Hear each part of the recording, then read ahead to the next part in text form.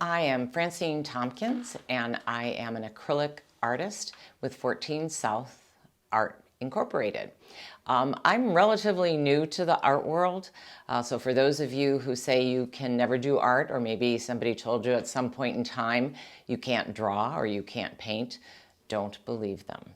In 2019, during the polar vortex, I had been retired and was looking for something to occupy myself inside the house, and started looking at YouTube videos and became intrigued with acrylic pour technique.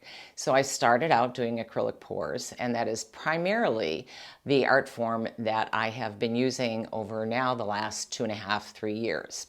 That is a technique where you take acrylic paint and you mix it with a medium. I use something called Floetrol, which professional artists that are painting houses use. It thins the paint, but it doesn't compromise the color, so that they can put it in a sprayer and spray a house. So imagine I'm now mixing what is a thicker paint with a medium that makes it flow over any surface that I'm using. Typically I use either a canvas or tile. What I have found is that this is a technique where you have to give up control, which is actually turned into a great metaphor for life for me. And you need to let the paint do its thing and gently guide it.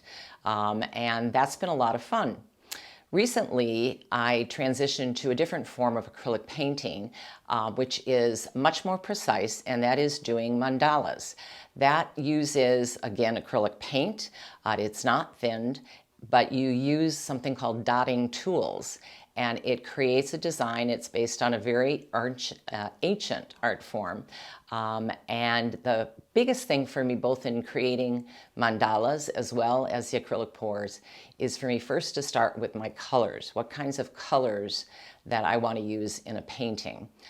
Then I am usually influenced by forms in nature, which probably most every artist will tell you has a huge influence in their art.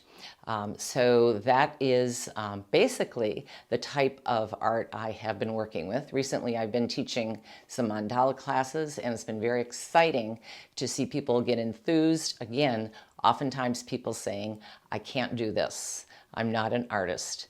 And at the end of the 2 hours, they've produced a beautiful piece of art. And if you're producing art, you are an artist.